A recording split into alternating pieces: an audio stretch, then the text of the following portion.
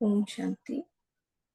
आज है 7/4/2026 की मुरली, अप्रैल मास की मुरली, 7 तारीख की मुरली और 2026 की मुरली।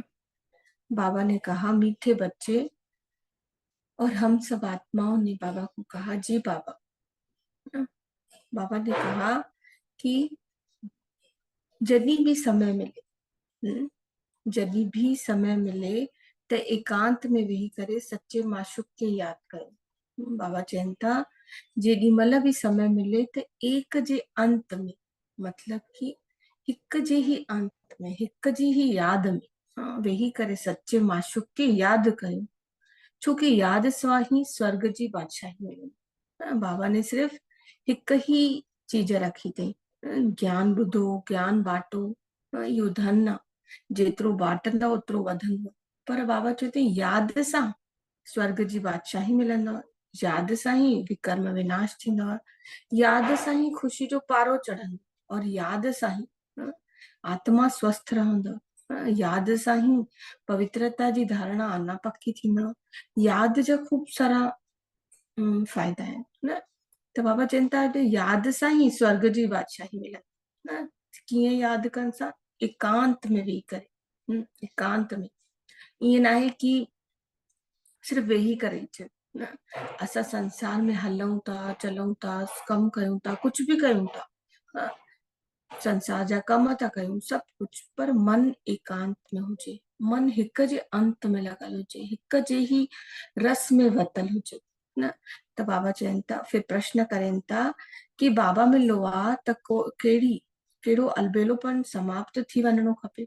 असांखे पतो पियो, पतो सम्झ में अचे थो हाणे न कि बाबा मिलो आहे मतलब कि संसार में सभिनि खे न मिलो आहे परमात्मा, सची उनजी परिचय सभिनि खे न मिलो आहे। त असांखे जॾहिं उहो परमात्मा मिलो आहे, जेको असां सां सर्व संबंध थो जोड़े, त असांजे जीवन मां कहिड़ो अलबेलोपन समाप्त थी वञिणो घुरिजे न। सभी पंहिंजी पंहिंजी चेकिंग बि कंदासीं। फिर मीठो बाबा उत्तर थो ॾिए पियो, चवनि था कि कई बार अलबेला थींदा आहिनि न, और चवंदा आहिनि कि बाबा खे याद, बाबा जा आहियूं असां, पर याद में मेहनत लॻंदी आहे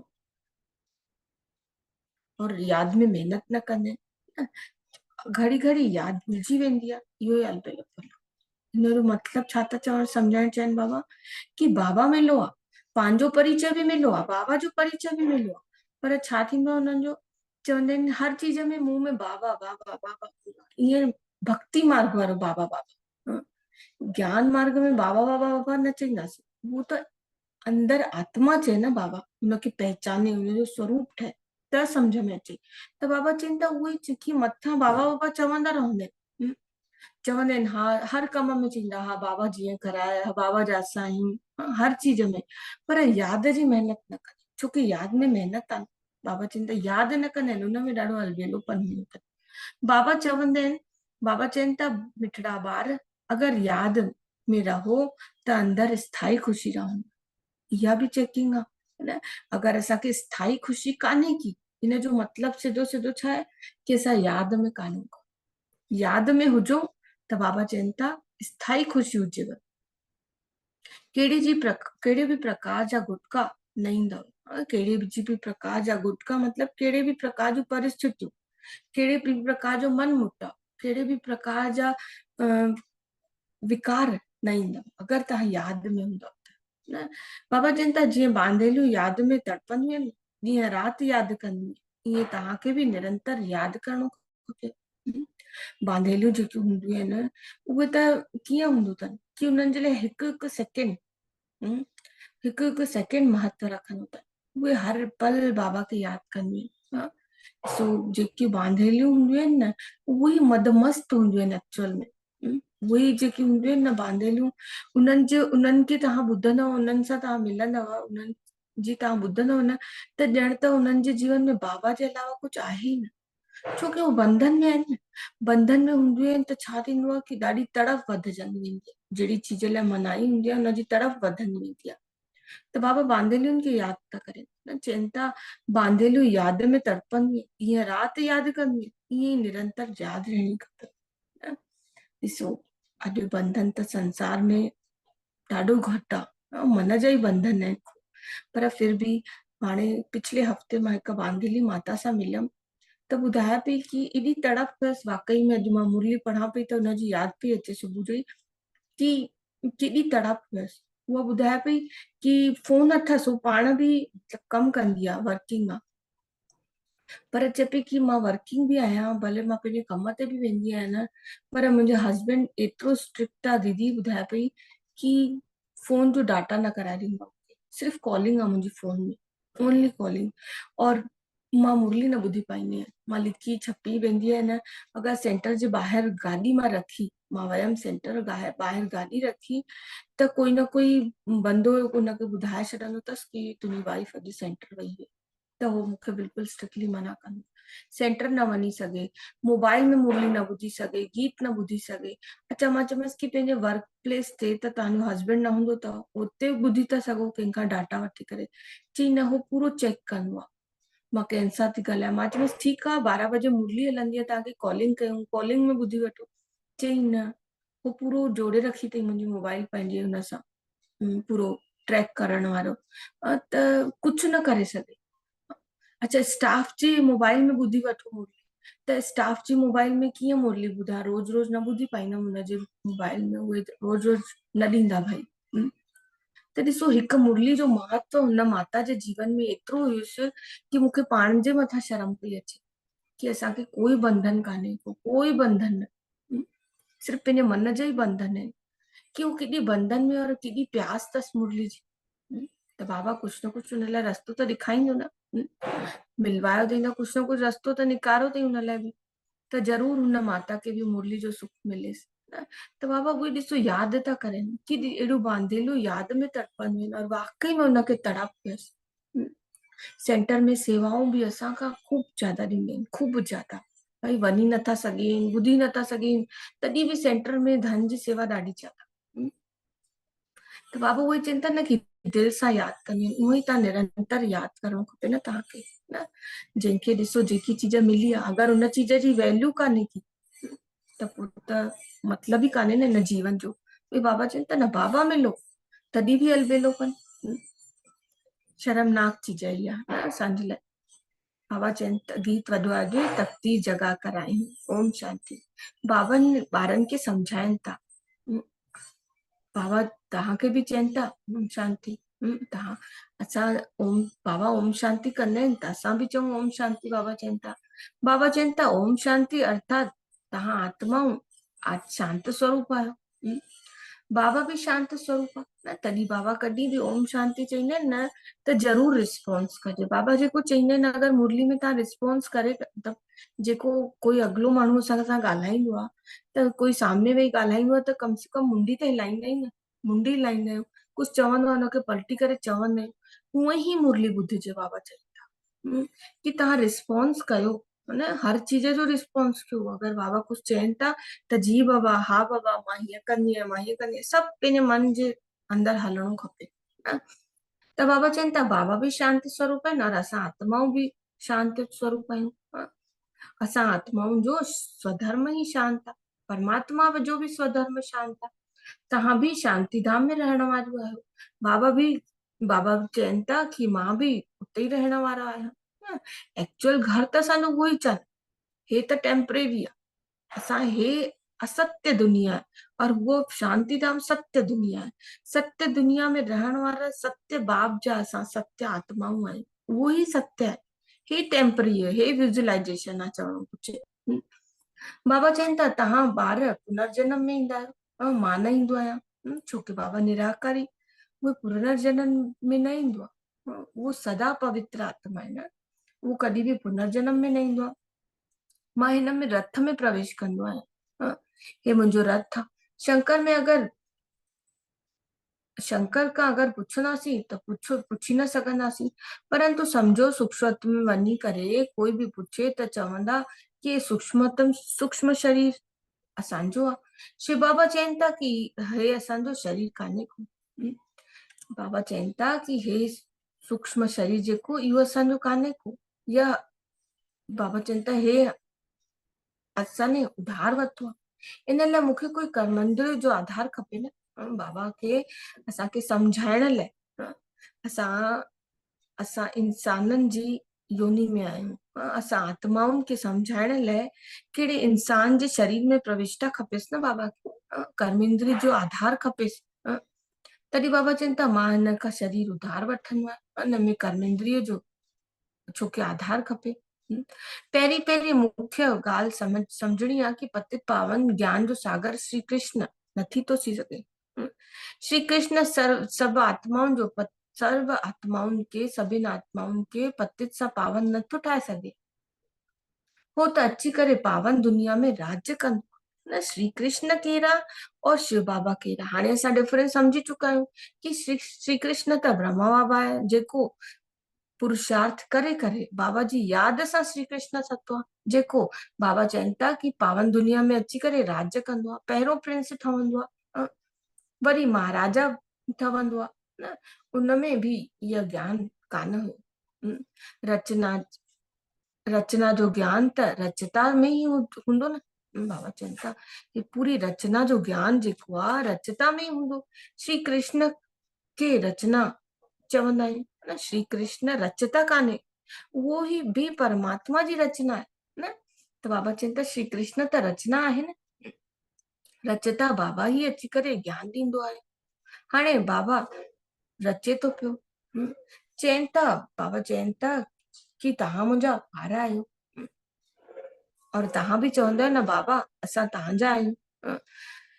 चयो वेंदो आहे कि ब्रह्मा द्वारा ब्राह्मणनि जी रचना स्थापना थी थी आहे, न त ब्राह्मण किथां आया। सूक्ष्म वतन वारा ब्रह्मा कोई ॿियो कान्हे को। जेको मथे आहे उहो हेठि आहे, सो मथे वेंदो आहे, हिकु ई आहे। अच्छा विष्णु और लक्ष्मी नारायण भी हिकु ही ॻाल्हि आहे। विष्णु केरु आहे? लक्ष्मी नारायण जो हिकु ही ॻाल्हि आहे। बाबा चवनि था हुते केरु आहिनि? ब्रह्मा सो विष्णु चवंदा आहिनि, ब्रह्मा सरस्वती ही सो लक्ष्मी नारायण वरी उहे सॼो कल्प 84 जन्मनि जे बाद अची करे संगम ते ब्रह्मा सरस्वती ठहंदा आहिनि। लक्ष्मी नारायण जेके आहे उनजो कंबाइंड रूप ही विष्णु स्वरूप आहे न। त बाबा चवनि था कि ब्रह्मा और सरस्वती जेकी आहे मतलब बाबा और मम्मा जेके आहिनि उहे पुरुषार्थ करे सत्युग में लक्ष्मी नारायण ठहंदा आहिनि। लक्ष्मी नारायण भी मनुष्य आहिनि परंतु देवी देवता धर्म जा आहिनि। विष्णु खे त 4 भुजाऊं ॾेखारियूं अथनि, विष्णु खे 4 भुजाऊं ॾेखारियूं अथनि। छो 4 भुजाऊं ॾेखारियूं अथनि? छोकी वो प्रवृत्ति मार्ग ॾेखारियो। भारत में शुरू खां ही प्रवृत्ति मार्ग हलंदो आयो आहे, इन लाइ विष्णु खे 4 भुजाऊं ॾिनियूं। तुंहिंजो अनम्यूट थियो अथव, म्यूट करे छॾो। बाबा चवनि था हिते भी ब्रह्मा सरस्वती एडॉप्ट हुआ है। सरस्वती एडॉप्ट थी थी है, मतलब सरस्वती के भी गोद वरितो। ब्रह्मा बाबा जो असुल नाम लखीराज हुयो है न। इन जो नाम रखो ब्रह्मा। जॾहिं बाबा खे संपूर्ण ज्ञान मिलो, बाबा हुनजो स्वरूप ठतो त छा हुनजो नालो रखो? लखीराज दादा का वो केरु ठतो? ब्रह्मा बाबा ठतो। शिव बाबा में प्रवेश कई और राधे के पंहिंजो ठाती, नाम रखो ई सरस्वती न। मम्मा जेकी आहे हुनजो नाम लौकिक नाम राधे हुयुसि न, हुनजो रखई सरस्वती। सरस्वती ब्रह्मा कोई लौकिक पिता न ठहराया। किसी का अनम्यूट है तो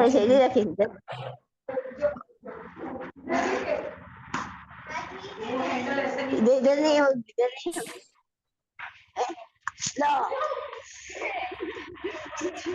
किसी का अनम्यूट है दीदी, कोई म्यूट कर दीजिए अगर जो होस्ट होंगे तो।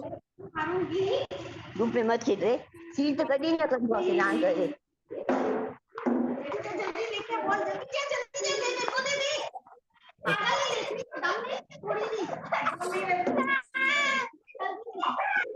लेकिन जो एक बार सरोज दीदी का अनम्यूट।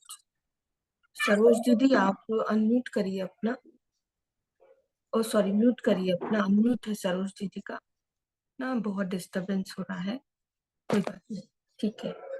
बाबा चवनि था कि सरस्वती जो नालो जेकी मम्मा हुई उन जो नालो सरस्वती रखियो। सरस्वती ब्रह्मा कोई लौकिक पिता न थे। सरस्वती जो ब्रह्मा कोई लौकिक पिता ना है। इन ॿिन्हिनि जो लौकिक पिता अलग अलग आहे न। ब्रह्मा बाबा जो भी लौकिक पिता अलग आहे और सरस्वती मतलब मम्मा जो भी लौकिक पिता अलग आहे। हाणे हू कान्हनि का। बाबा चवनि था शिव बाबा ने ब्रह्मा द्वारा एडॉप्ट कयो थी। तव्हां त एडॉप्टेड चिल्ड्रन आहियो। असां त गोद वतल ॿार आहियूं न सभु। ब्रह्मा भी शिव बाबा जो ॿार ई आहे। ब्रह्मा जे मुख कमल सां रचजन हो। इन लाइ ब्रह्मा खे भी माता चवंदा आहियूं। तव्हां मात पिता चवंदा आहियो न कि तुम मात पिता हम बालक तेरे। तव्हांजी तुमरी कृपा से सुख घने रे न, इहो चवणो आहे न। त असांजो मात पिता केरु? ब्रह्मा बाबा। गाईंदा भी आहिनि। माता भी आहे और पिता भी आहे। तव्हां ब्राह्मण अची करे बालक ठहंदा आहियो। इन में सम्झण जी बुद्धि ॾाढी वॾी खपे थी न। इनखे सम्झण लाइ भी हिकु विशाल बुद्धि खपे। बाबा चवनि था तव्हां ॿार शिव बाबा सां वरसावल वठंदा आहियो। ब्रह्मा कोई स्वर्ग जो रचयिता या ज्ञान जो सागर कान्हे। ज्ञान जो सागर त हिकु शिव बाबा ही आहे। हिकु बाबा ही आहे। आत्मा जो बाबा ज्ञान आत्मा जो बाबा ही ज्ञान जो सागर आहे। आत्मा भी ज्ञान सागर ठहंदी आहे। परंतु बाबा चवनि था हिनखे ज्ञान सागर न चवंदा आहियूं। छोकी सागर हिकु ई हूंदो आहे। असां सभु छा आहियूं? नदी आहियूं। असां मास्टर ज्ञान जे सागर चवंदा आहियूं न। और असां केर आहियूं? नंढियूं नंढियूं नदियूं आहियूं। सागर खे पंहिंजो शरीर न हूंदो आहे। नदियुनि खे आहे। बाबा चवनि था तव्हां ज्ञान नदी आहियो। कलकत्ता में ब्रह्मपुत्र नदी ॾाढी वॾी आहे। इन जे लाइ हुनजो ज्ञान उनखे सागर सां कनेक्ट कंदा आहियूं। उनजो मेलो ॾाढो वॾो लॻंदो आहे। हिते भी मेलो लॻंदो आहे। सागर और ब्रह्मपुत्र ॿई कंबाइंड आहिनि। हे इहो आहे चैतन्य और हू आहे जड़। ॾिसो उते भी चवंदासीं त मेलो लॻंदो आहे न। किथे? मधुबन में भी। हिते संगम युग में भी चई था सघूं पिया। संगम युग में भी मेलो लॻल आहे परमात्मा और आत्माउनि जो। हो जेको मेलो आहे जेको कलकत्ते जी ॻाल्हि बाबा करनि था उहो चैतन्य है और हे जड़ आहे। हे चैतन्य है और हू जड़ आहे। बाबा चवनि था हे ॻाल्हियूं सभु सम्झण वारियूं शास्त्रनि में न लिखियल आहे। शास्त्रनि में आहे भक्ति मार्ग जो डिपार्टमेंट आहे शास्त्र न। उनमें सिर्फ़ छा भक्ति मार्ग जूं ॻाल्हियूं लिखियल आहिनि। हे आहे ज्ञान मार्ग जूं ॻाल्हियूं। हो आहिनि भक्ति मार्ग जूं ॻाल्हियूं। अधकल्प भक्ति मार्ग जो डिपार्टमेंट हलंदो ईंदो आहे। फिर ज्ञान जो तॾहिं ज्ञान सागर न हूंदो आहे न।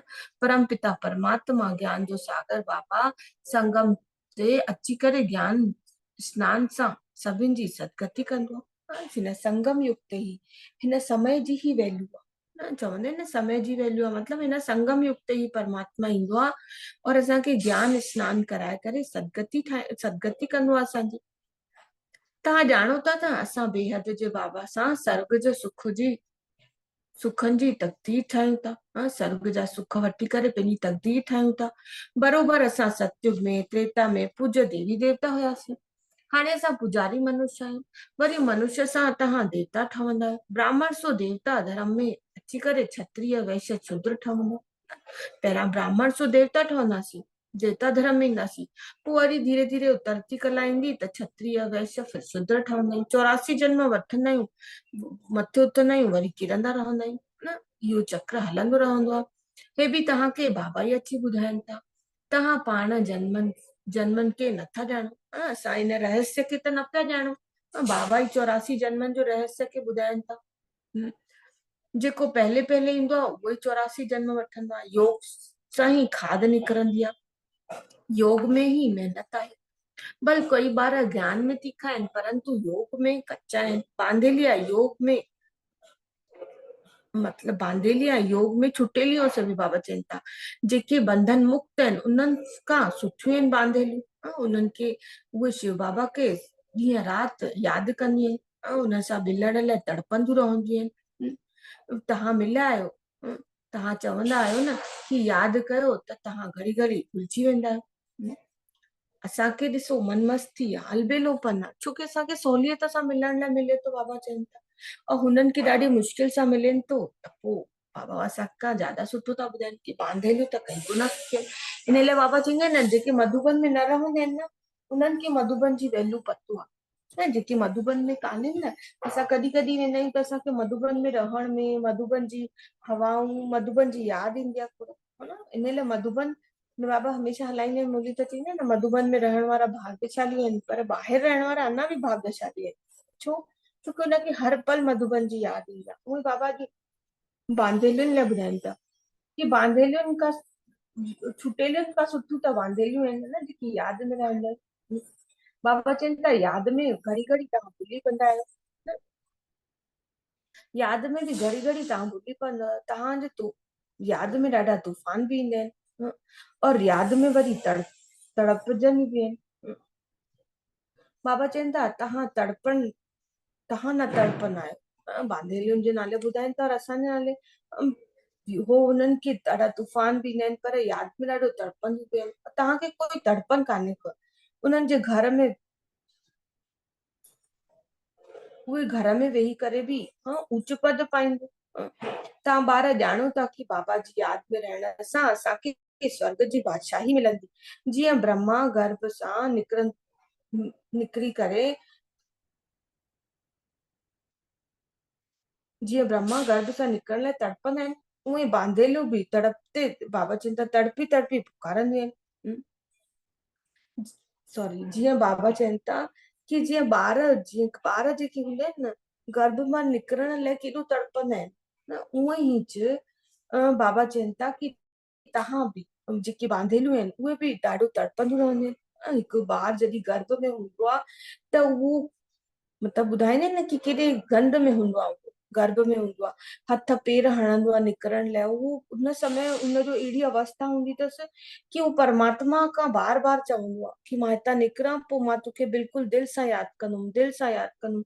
उहो गर्भ में जेतिरे समय हूंदो आहे उनखे ॾाढी तकलीफ़ हूंदी अथसि उन ॿार खे।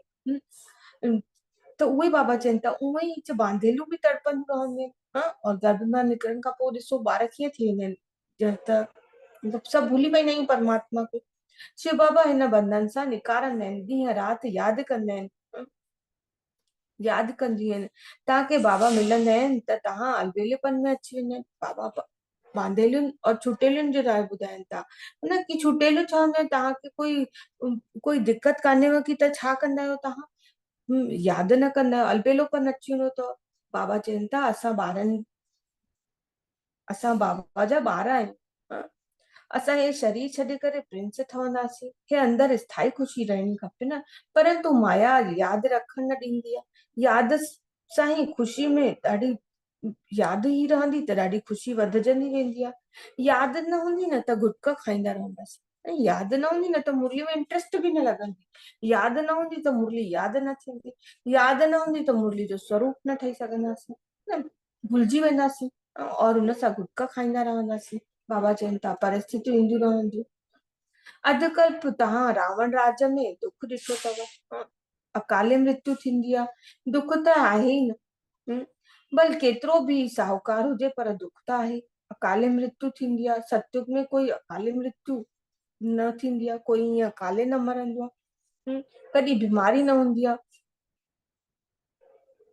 समय ते समय जे अनुसार पाण ई आप ई शरीर छॾंदा आहियूं सतयुग में, और ॿियो वठंदा आहियूं। ॾाढो सहज हूंदो आहे, जीअं पुराणो वस्त्र हटाईंदा आहियूं उअं ई पुराणो शरीर छॾंदा आहियूं सतयुग में। बाबा चवनि था कोई दुख जी ॻाल्हि न हूंदी आहे, इन लाइ हुनजो नाम आहे सुखधाम। मनुष्य त स्वर्ग जी ॻाल्हियूं कल्पना सम्झंदा आहिनि, चवंदा आहिनि स्वर्ग काथां आयो, तव्हां ॼाणो था कि असां स्वर्ग में रहण वारा आहियूं, वरी 84 जन्म वठंदा आहियूं। इहो सॼो खेल भारत में ई ठहियल आहे न।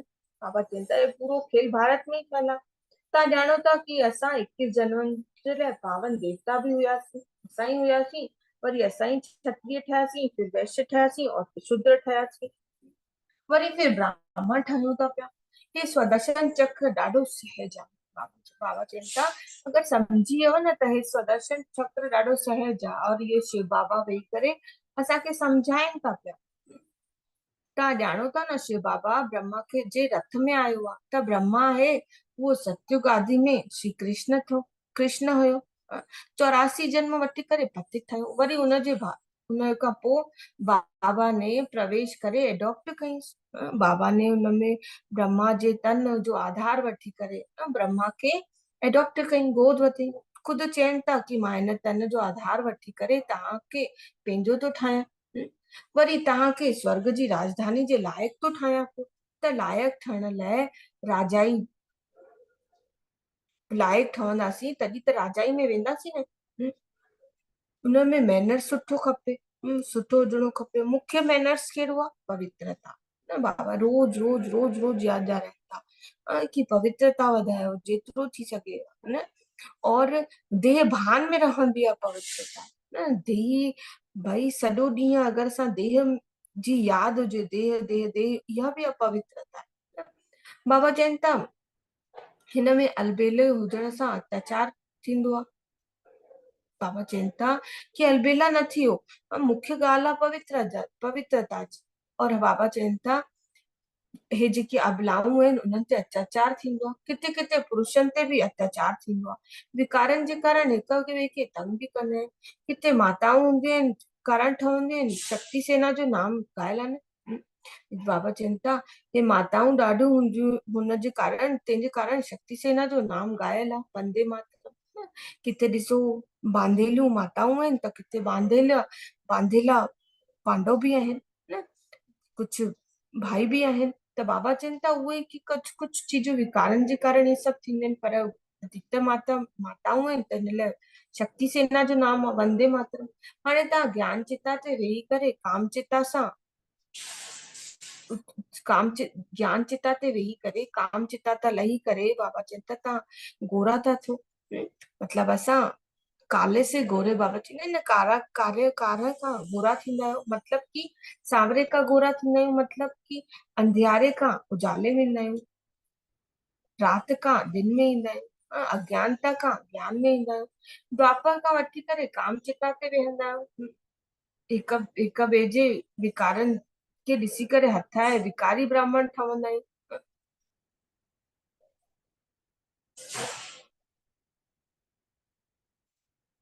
बाबा चवनि था हिक ॿिए जे विकारनि खे हथियारे करे छा कंदा आहियूं? हिक ॿिए जे विकारनि खे ॾिसंदा आहियूं, विकारनि में ईंदा आहियूं त छा पोइ वरी छा थींदो आहे कि पोइ ज्ञान में ईंदा आहियूं त विकारनि खे त्यागंदा आहियूं त पोइ छा ब्राह्मण ठहंदा आहियूं।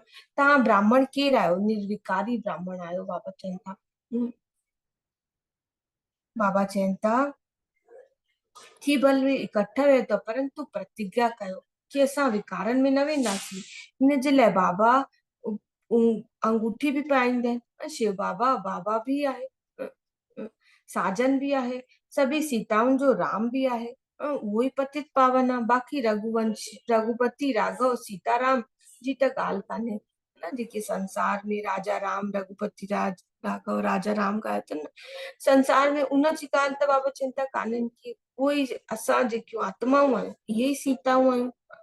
इन्हनि खे रावण जे बंधन खां छॾाइण आयो आहे। बाबा चवनि था कि उन्हनि इहे संगम ते ई असां सभिनी संगम ते ई प्रारब्ध पातो आहे। उन्हनि खे हिंसक बाण ॾेखारियो वियो आहे, इहो रॉन्ग आहे। बाबा चवनि था इहो ग़लति आहे। चित्र बि न ॾियणा, बाबा चवनि था चित्र बि न ॾियणा खपनि, सिर्फ़ लिखणा चंद्रवंश। सो जेको असली रामायण जेकी आहे उहा त हाणे थी हले न, कि असां सभु आत्माऊं सीता आहियूं और असां ही पावन थी करे और रघुपति राघव राजा राम ठहींदा आहियूं। इहो त हुनजी ॻाल्हि कान्हे की हिंसा जी त कोई ॻाल्हि ई कान्हे की बाबा चवनि था असां ई सूर्यवंशी ठहींदा आहियूं कि चंद्रवंशी ठहींदा आहियूं। ॿारनि खे सम्झाइणो खपे न। शिव बाबा हिन रथ जे द्वारा असांखे पूरे चक्र जो राज सम्झाइनि थो। सत्यनारायण जी कथा ॿुधाए थो। उहा कथा जेकी आहे उहा मनुष्यनि जी ठाहियल कथा, नर से नारायण कोई ठहंदो न आहे। सत्यनारायण जी कथा हलंदी आहे, कोई ॿुधंदो बि न आहे, सिर्फ़ु पंडित पढ़ंदो आहे और बसि पंहिंजा कम सभु कंदा आहिनि। उन कथा सां असां कोई नर सां नारायण न ठहंदा आहियूं। हीअ सची सची सत्यनारायण जी कथा आहे। बाबा चवनि था जंहिंसां असां नर सां नारायण ठहंदा आहियूं। अमर कथा बि ॿुधाईंदा आहिनि बाबा, परंतु अमरपुरी में त कोई वञी नथो सघे पियो। मृत्यु लोक 2500 वर्ष हलंदो आहे। तीजड़ी जी कथा बि माताऊं ॿुधंदियूं आहिनि। वास्तव में इहा आहे तीसरे ज्ञान जी नेत्र जी कथा। सब बाबा चवनि था हाणे ज्ञान जो तीसरो नेत्र आत्मा खे मिलियो आहे, त आत्मा अभिमानी ठहिणो आहे न। मां बाबा चवनि था मां हिन शरीर जे द्वारा हाणे देवता ठहंदो आहियां। ब्रह्मा बाबा चवनि था मां हिन शरीर जे द्वारा फिर हाणे देवता ठहंदो आहियां। मुंहिंजे में ही संस्कार आहिनि। मनुष्य हे सभु देह अभिमान आहे, मनुष्यनि में सभिनि में देह अभिमान आहे। बाबा अची करे देही अभिमानी ठाहींदा आहिनि। फिर माण्हू चवंदा आहिनि कि आत्मा परमात्मा हिकु आहे, परमात्मा ने हे सभु रूप धारण कया अथई। बाबा चवनि था कि हे सभु ग़लति आहे। अगर आत्मा और परमात्मा हिकु ई आहे त पोइ त परमात्मा सां कनेक्शन करण जी ज़रूरत ई कान्हे। असां ई परमात्मा आहियूं त इहो ई चवंदा आहिनि। फिर बाबा चवंदा आहिनि न कि उन्हनि खां पुछो फिर बार बार यादि कंहिंखे कंदा। अगर तव्हां परमात्मा और आत्मा हिकु ई आहे त तव्हां कंहिंखे यादि था कयो, कंहिंखे था पुकारो कि पथ पावन करण लाइ अचो। बाबा चवनि था हे सभु ग़लति आहे, हे सभु मिथ्या ॻाल्हियूं आहिनि, मिथ्या अभिमान आहे, मिथ्या ज्ञान आहे। बाबा चवनि था, बाबा ॿुधाइनि था कि मां बिंदी मिसल आहियां, तव्हां बि न पिया ॼाणो। हे बि कोई न पियो ॼाणे इहे सभु चीजूं, हे ब्रह्मा बाबा बि न पियो ॼाणे। हाणे बाबा चवनि था कि इन में संशय न थियणो खपे, निश्चय हुजणो खपे। बाबा जरूर सत्य ई चवंदा। संशय बुद्धि विषयंती बाबा चवनि था उहो पूरो वरसो न वठी सघंदा। आत्माभिमानी थियण में ही महिनत आहे। रोटी ठाहिण में बाबा चवनि था बुद्धि बाबा जी तरफ़ हुजे। जॾहिं बि असां रोटी पकायूं था त ओॾी महिल बुद्धि बाबा जी तरफ़ हुजणो खपे। हर हिकु ॻाल्हि में हीअ प्रैक्टिस करणी खपे। रोटी वेलंदा आहियूं त पंहिंजे माशूक खे यादि करणो खपे। हुन हर कम में मतिलबु बाबा चवनि था कि कर्म योगी ठहियो, हर कम में तव्हांखे बाबा खे यादि करणो खपे। इहो अभ्यास जी ॻाल्हि आहे, अभ्यास हुजणो खपे। बाबा चवनि था जेतिरो समय फुर्सत मिले यादि करणो खपे, यादि सां ई तव्हां सतो प्रधान ठहंदा। 8 घंटा कर्म जे लाइ छुटी अथव, विच में वरी एकांत में वञी करे वेही करे यादि करणो खपे न। तॾहिं चवंदा आहिनि न बाबा कि भाई थोड़ी थोड़ी देर में ड्रिल कयो, थोड़ी थोड़ी देर में ड्रिल कयो, कुछ साधन कढो, मोबाइल में अलार्म ठाहियो, कुछ भी कयो, एकांत में वञी करे बाबा खे यादि कयो। तव्हां सभी बाबा तव्हां परिचय बाबा जो पातो अथव, परमात्मा खे पातो अथव, त हाणे तव्हां बाबा चवनि था ॿियनि खे बाबा जो परिचय सुनायो। और तव्हां ई न ॿुधंदव त पोइ ॿुधाईंदव कीअं।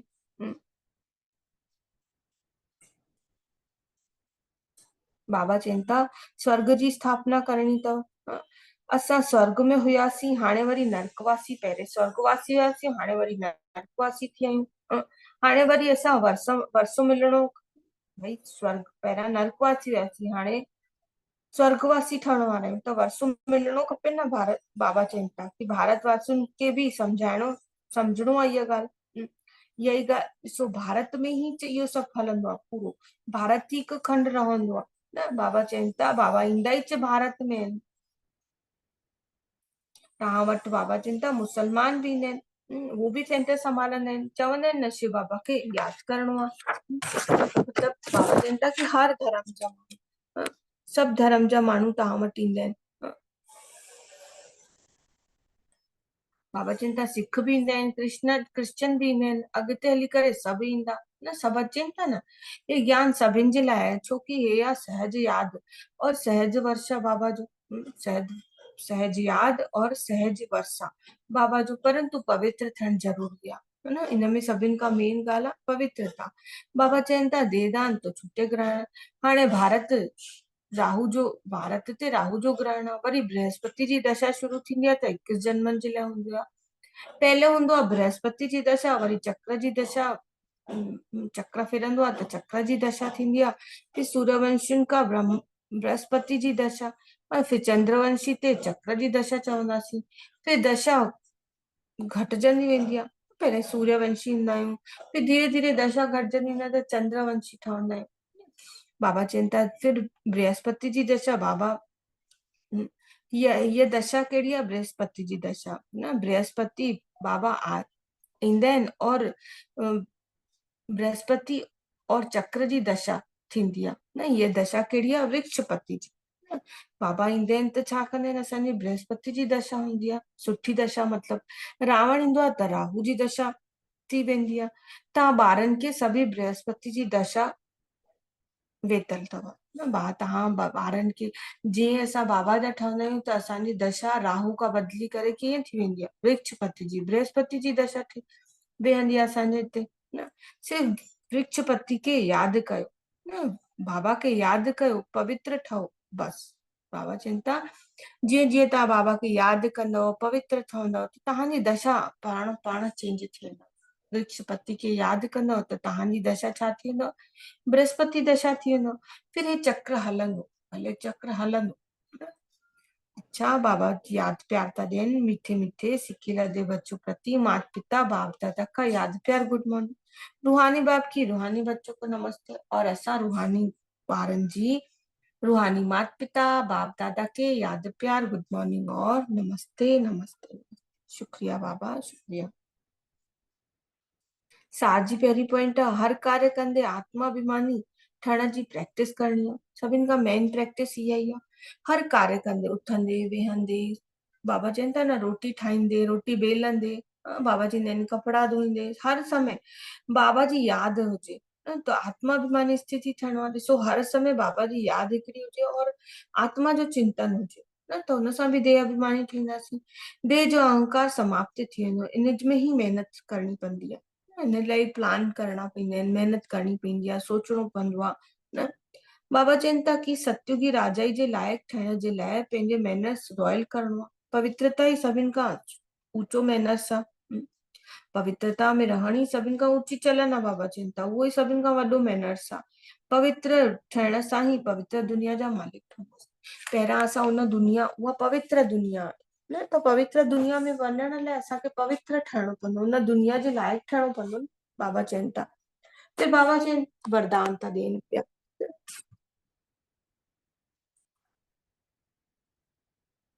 बाबा असांखे वरदान था ॾियनि पिया, वरदान धारण कंदासीं।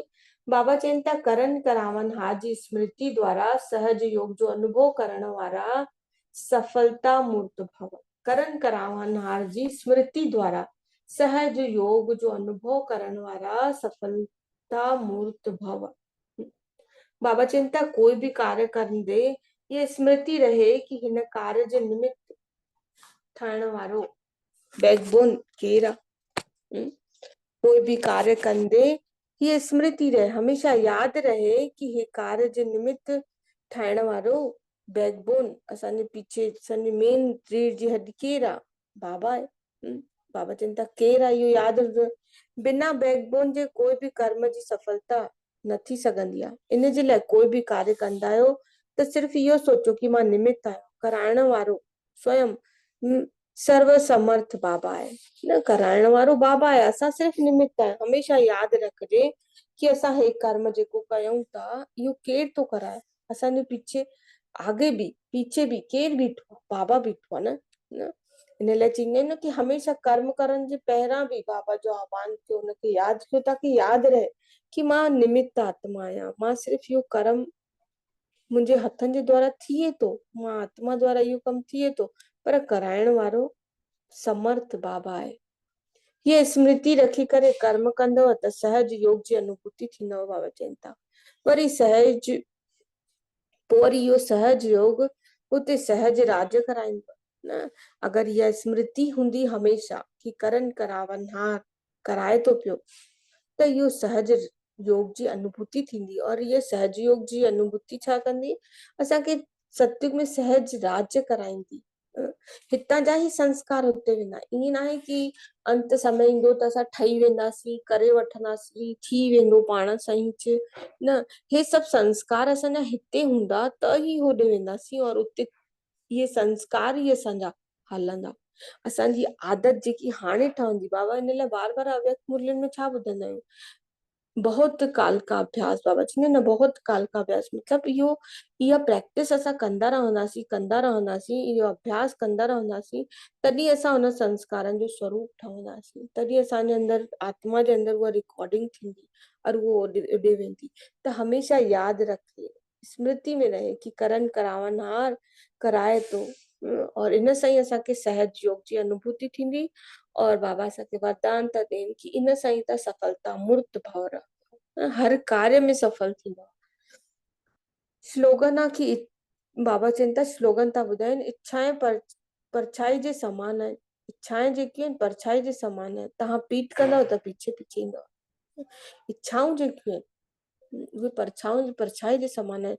अगरि कोई कार्य कयूं था उनमें अगरि निमित भाव सां नथा कयूं, इच्छा भाव सां था कयूं, असांजी इच्छा आहे कि हे कार्य सफल थिए पर निमित थी करे नथा कयूं, त छा थींदो कि अञा उभरजंदो, फिर उनमें मान अपमान हे हो दुनिया भर जो मतलब उहो पूरो पंहिंजो खानदान खणी करे अची वेंदो न विकारनि जो।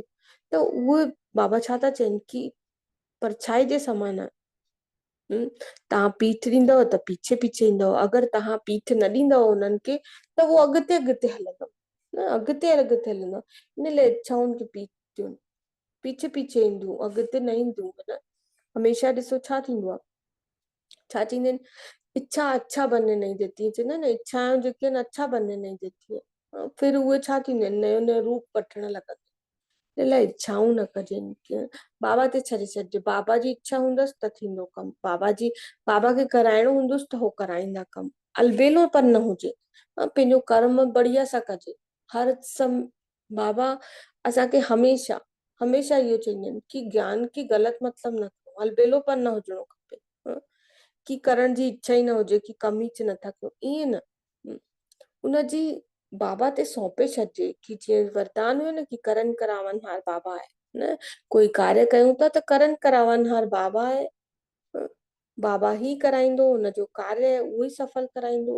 उहो तो करे न स्थापना, असां थोड़ी था कयूं स्थापना, असां त सिर्फ़ु उनजा हैंड्स आहियूं न, त हलाइण वारो त उहो ई छा न, इहो सोचे करे कजे।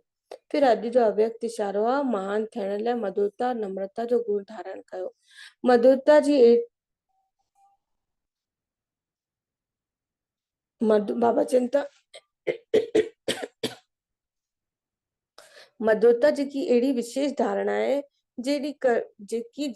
अहिड़ी विशेष धारणा आहे मधुरता जो कड़वी धरती के भी मधुर कंदी आहे, कड़वी धरनी के भी मधुर कंदी आहे। बाबा चवनि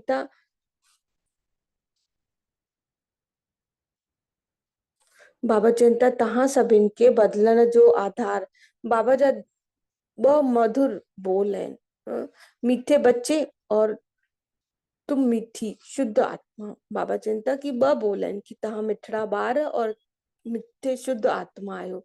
हिन ॿ मधुर बोल ने ही बदलजी वेंदा आहिनि। सो असां बि जॾहिं छा असां कोई ग़लति कमु न कंदा हुआसीं, हाणे असां सम्झी था सघूं कि असां कहिड़े पाणी मतिलबु के हद ताणी हुआसीं, कीअं हुआसीं, केतिरे पाणी में हुआसीं। ज्ञान में अचण खां पोइ त असांजा सभु विकार छॾामिजा न, चाहे काम हुजे, चाहे क्रोध हुजे, चाहे अहंकार हुजे, सभु पोइ अचनि त बाबा असांखे छा शुरू खां ई मिठड़ा ॿार, मिठी मिठियूं मुंहिंजी शुद्ध आत्माऊं चई करे असांखे बदिले छॾी। त उहे बाबा चवनि था कि मिठी दृष्टि बि बदिले छॾंदी आहे। इन लाइ मधुरता द्वारा ॿियनि खे बि मधुर ठाहियो, न पंहिंजी मधुर वाणी सां।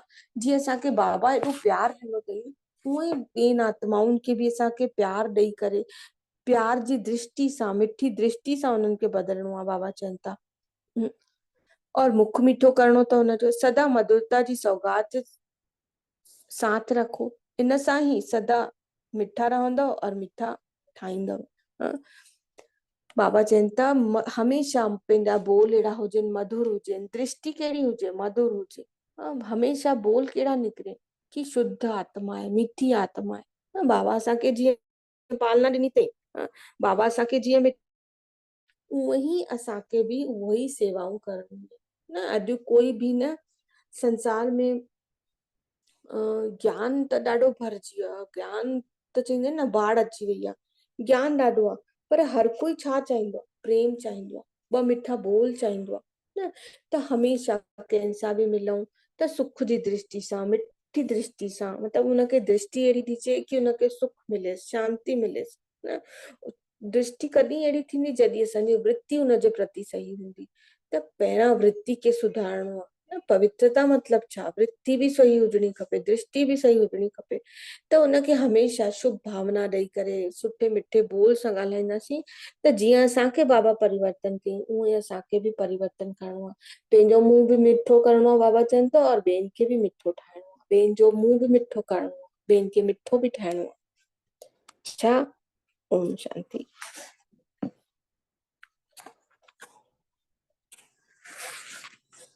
हाणे कोई ॿुधाईंदो कि बाबा अॼु पंहिंजी मुरली में छा छा ॿुधायईं, कंहिंजे लाइ छा ॿुधायईं, कंहिंखे कहिड़ी ॻाल्हि ॾाढी बढ़िया लॻी। ओम शांति ओम दीदी। शांति। ॿुधायो। ओम शांति। दीदी अॼु हाँ जी बाबा बाबा जी। ने हा हा ॿुधायो दीदी, तव्हां ॿुधायो। अलबेलो कोन ठाहिणो आहे, अलबेले जी निंड कान कढणी आहे। बाबा चयो अथऊं कि इहो कोन चइणो आहे कि बाबा खे त मां सुञाणंदी ई आहियां, बाबा त मुंहिंजो ई आहे, इहो चई करे अलबेलो थी कोन वेही रहणो आहे। ऐं ॿियो बांधेलियुनि खे बाबा ॾाढो यादि कयो आहे कि बांधेलियूं ॾाढो थी यादि कनि बाबा खे। एतिरा त हा। ॿाहिरि जेके मधुबन में रहनि था उहे बि एतिरा यादि कोन कंदा आहिनि जेतिरी बांधेलियूं थी यादि कनि। ऐं बाबा बांधेलियुनि जे प्यार खे अॼु यादि करायो अथई सभिनि खे। ओम ओम शांति दीदी। हाँ, ओम शांति। दीदी अॼु बाबा ने प्रश्न में पूछो अथऊं कि बाबा मिले हैं तो कौन सा अलबेलापन समाप्त हो जाना चाहिए, कहिड़ो अलबेलोपन समाप्त थियणो खपे। हिते बाबा ने प्रश्न में इहो पुछियो अथऊं। जेके न ॿार ॾाढो अलबेलेपन में हूंदा आहिनि ऐं ख़ाली चवंदा आहिनि कि बाबा त यादि आहे ई आहे, लेकिन यादि जी महिनत न कंदा आहिनि, घड़ी घड़ी भुलिजी वेंदा आहिनि, इनखे चवंदा आहिनि अलबेलोपन। बाबा चवंदा आहिनि न कि यादि जी यात्रा में रहो, ड्रिल कयो बार बार। जीअं कल्ह बि मुरली में चयो न कि ड्रिल कयो बार बार, त उहो स्थाई ख़ुशी हूंदी आहे अंदर में। जेकी अॼु बि बाबा ने चयो अथऊं न, अंदर जी ख़ुशी। ईअं न कि अंदर जी कई बार ख़ुशी मतलब हिन आत्मा जी ख़ुशी चवंदा आहियूं न। ॾिसो कॾहिं कोई हा कहिड़ो दुख हूंदो आहे त चवंदा आहिनि न कि मुंहिंजी आत्मा ॾाढी दुखी थी वई आहे। शब्द त हा चवंदा हुयासीं पहिरियों खां ई, पर पतो हा न हुयो कि इहा आत्मा दुखी कीअं थी वई आहे। कि अचानक से कंहिं कुछ चयईं त दिल खे ॻाल्हि लॻी वई, या कुछ अहिड़ी परेशानी अची त चवंदासीं आत्मा दुखी थी वई आहे। त उहे हा बाबा चवनि था अंदर जी स्थाई ख़ुशी, अगरि अंदर जी स्थाई ख़ुशी हूंदव करणी अथव त हे त अलबेलोपन यादि बि हटायो। न, हा, और हे यादि मुरली बि ॾिसो न। ब्राह्मणनि लाइ हली आहे न मुरली, कोई ॿियनि ॿाहिरि वारे इंसाननि लाइ न हली आहे मुरली। हे बाबा जे ॿारनि लाइ मुरली हली आहे, मतलब ब्राह्मणनि में अलबेलोपन आहे। असां ब्राह्मण ई अलबेला थी विया आहियूं न। बाबा बाबा चऊं था, मुरली पढ़ूं था, ॿुधायूं था, थोरो बहुत रिविज़न बि करे था वठूं, पर यादि यथार्थ यादि केतिरी आहे, सार्थक परमात्मा खे मतलब समर्थ बाबा खे केतिरो यादि था कयूं पिया, उहो मेन असांखे हाणे फोकस करणो आहे। हाणे मथां मथां जूं ॻाल्हियूं थी वियूं, मथे मथे मथे मथे तैरंदा रहंदासीं। हीरा मोती तॾहिं मिलंदा जीअं समुद्र जे तल में वेंदासीं। त ज्ञान जे तल में न, असांखे यादि जे तल में वञिणो आहे। ज्ञान त खोड़ सालनि खां ॿुधी ॿुधी ॿुधी ॿुधी खूब भरिजी विया आहियूं, पर हाणे हुनजो स्वरूप ठाहिणो आहे। हिन लाइ बाबा छा था चवनि, स्थाई ख़ुशी न, स्थाई ख़ुशी। हिकु हिकु बाबा जो जेको शब्द आहे न, अगरि हुन ते चिंतन कंदासीं त सम्झ में ईंदो कि बाबा एक्चुअल में चवणु छा था चाहिनि पिया मुरली जे द्वारा। ॿुधायो ॿुधायो। हाँ दीदी, ओम शांति ओम शांति। अॼु बाबा ने चयो कि जो कम करो, जो उठंदे वेंदे खांदे मानी पचाईंदे कपिड़ा धोईंदे, हुनमें बाबा जी यादि में जो बस करान वाला बाबा आहिनि। मां त आहियां निमत आहियां, त पाण खे निमत सम्झंदा त सफलता सफलता मूर्त भव थींदा। हर ॻाल्हि में कमु कंदे बाबा हर ॿुधी कम कंदे बाबा खे यादि कयो, हर कम बाबा कंदे खे इहो बि यादि करे। हुनखे हाँ, सौंपे छॾियोसि कि ओम यादि बि शांति। तोखे ॾियाराइणी अथई। ओम शांति बिल्कुलु दीदी। बिल्कुलु। ओम शांति। दीदी अॼु बाबा ने चयो अथऊं न, जीअं माशूक खे यादि कंदा आहियो, हूअं ई यादि कयो त बिल्कुलु। स्वर्ग जी बादशाही मिलेगी। हाँ, मूंखे आशिक खे यादि कंदा आहिनि, बाबा खे यादि करो त बाबा यादि कंदा।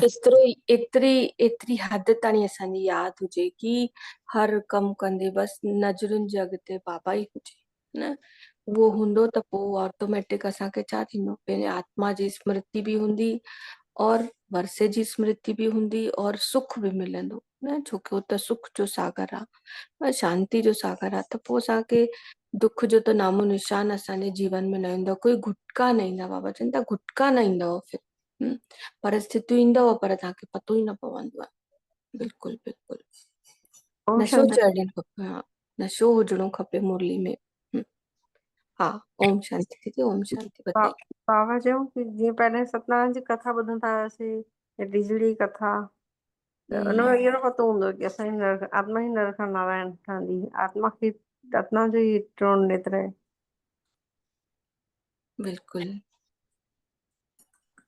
ओम शांति जी। सत्यनारायण जी बाबा कथा। चयूं कि तव्हां बृहस्पति जा तव्हांजी दशा थी मटिजी वञे त हिकु वृक्षपति खे यादि करिणो आहे।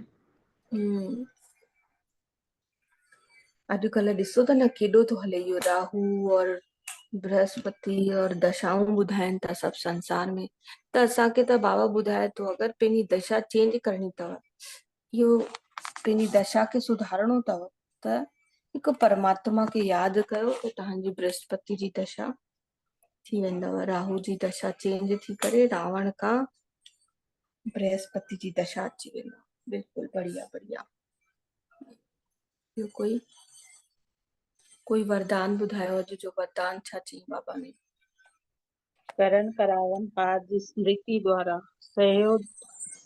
सहज योग का अनुभव करने वाले सफलता मूर्त भव। हम्म करण करावन हार बाबा आहे न, त हुनजी स्मृति जे द्वारा सहयोग जो अनुभव करणो आहे कि बाबा सां असांखे केतिरो सहयोग मिले थो, इहो अनुभव करणो आहे।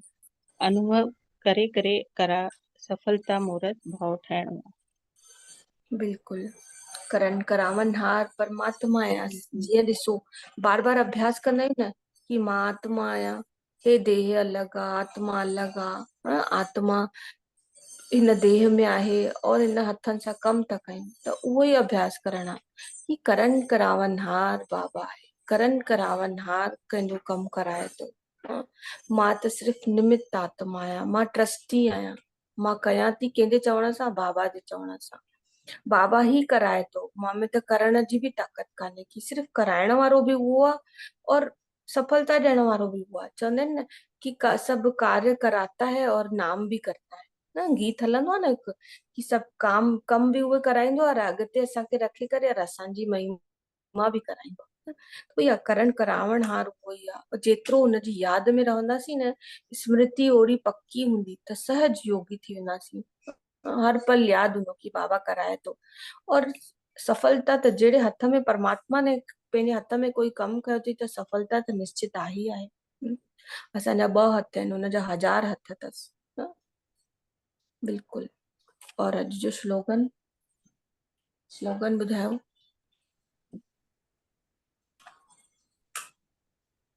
दीदी, इच्छाएं और परछाई के सामने समान है। आप पीट कर दो तो पीछे पीछे आएगी। बिल्कुलु जी इच्छा ऐं परछाई की समान आहे दीदी, जीअं इच्छा बि ऐं परछाई बि न छॾंदी आहे। आप पीट करे तो पीछे पीछे ईंदी है। बिल्कुलु पीठ कंदासीं त पीछे पीछे ईंदो, अॻिता न हलंदो न। पीठ करे हलंदासीं त उहो पीछे पीछे ईंदो, पहिरां इच्छाऊं न हूंदियूं। पीठ वारे के त जॾहिं पलटी करे ॾिसंदासीं त ॾिसंदासीं न, असां पलटंदासीं न हुन तरफ़, इच्छाउनि जी तरफ़। पिछवाड़े तरफ़ हूंदो असां पलटी ॾिसंदासीं न, भाव ई न ॾींदासीं। असांजे अॻितां केरु वेठो आहे? परमात्मा वेठो आहे, असां सिर्फ़ु हुनखे ई ॾिसंदासीं। बिल्कुलु बढ़िया बढ़िया। और बाबा ने ॿियो छा चईं? अव्यक्त इशारे में अव्यक्त ॿुधायो। इशारे में दीदी मधुरता लाइ चई ते जी विशेष धारणा चई ते, जीअं कड़वी वारा माण्हू भी धरनी को भी मधुर बना देती है। बिल्कुलु भाई तव्हांजी दृष्टि भी मिठी हुजे न, बोल भी मधुर हुजे, वृत्ति भी मिठी हुजेव, वृत्ति भी शुभ हुजेव, त तव्हां केतिरी भी कड़वी धरनी हुजे, केतिरो भी क्रोध हुजे कंहिंमें, हुनखे भी मिठो ठाहींदव। जीअं बाबा तव्हांखे कहिड़ा 2 शब्द तव्हां आयव त मीठे बच्चे भी चई और मीठी मीठी आत्मा भी चई। न। और बाबा ने असांखे फिर पूरो ई मिठो ठाहे छॾियईं। रोज मीठे बच्चे सिकी लदे बच्चे चई चई करे असांखे ॾिसो असांजी वाणी बि मधुर करे छॾी न। त उअं ई तव्हां बि मिठा ठहियो। बाबा चवनि था कि सभिनि जो मुख बि मिठो कयो। तव्हां बि मिठा ठहियो, ॿियनि खे मुख मिठो बि कयो और मिठो बि ठाहियो न। बिल्कुलु। त अॼु जो वरदान जेको आहे, वरदान जी प्रैक्टिस सभु कंदासीं कि हर कार्य कंदे, हर कम कंदे हमेशा यादि रहे कि करन करावनहार इहो कमु कराए थो, करन करावनहार इहो कराए थो। मां निमित्त आत्मा आहियां, बाबा ही कराए थो, बाबा ही कराए थो। हर कम जे समय बाबा खे यादि कंदासीं पिने पिने तरीक़े सां बार बार यादि कंदासीं। शिव बाबा ॾिसो, हिकु थींदो आहे कि बाबा सां ॻाल्हियूं कंदा आहियूं, यादि कंदा आहियूं, उहो यादि करणो थींदो आहे न कि बाबा सां चिट चैट कंदा आहियूं कि ॿुधाईंदा आहियूं बाबा हे कीअं ठाहियूं, छा ठाहियूं, हे सभु जेको बि कमु कंदे कंदे ॻाल्हाईंदा आहियूं। और हिकु थींदो आहे योग न, योग कि परम धाम में टिकजऊं। त ॿई चीजूं कंदासीं न। उहो जेको हिकु हिकु ॿ ॿ मिंट जी ड्रिल कंदा आहियूं या वेही करे बि योग कंदा आहियूं, या फिर केॾी महिल ईअं हली वञो कि सूक्ष्म वतन में अॼु रोटी ठाहिणी आहे। अॼु मां पूरी रोटी, पूरो किचन ई सूक्ष्म वतन में खणी वञा कि मां फरिश्तो थी करे पूरो फरिश्ते जा बेलन चकलो फरिश्ते वांगुरु, फरिश्ते जो उहो ई लाइट जो हुजे, सभु चीज लाइट जी हुजे, इहो प्रैक्टिस कयो। और फिर अचानक सां हिकु सेकेंड बीह करे बिंदी ठही करे बाबा ॾे हली वञो। त इन टाइप जी सभु प्रैक्टिस कंदासीं। असां माताउनि खे ख़ूब टाइम आहे न। अगरि असां निमित थी करे कमु कंदासीं त असांखे भाई जन खां ख़ूब टाइम आहिनि। छोकी भाई जन छा थींदो आहे, दुकान में थोरो व्यस्त हूंदा आहिनि, थोरो अलॻि अलॻि परिस्थितियूं हूंदियूं आहिनि। पर असांजे माताउनि खे लॻभॻि सेम टाइप जा कम हूंदा आहिनि घर में। रोटी त ठाहिणी चाहे घर में थोरो टाइम त मिली वेंदो आहे, पाण कढी वठंदा आहियूं फटाफट कमु करे।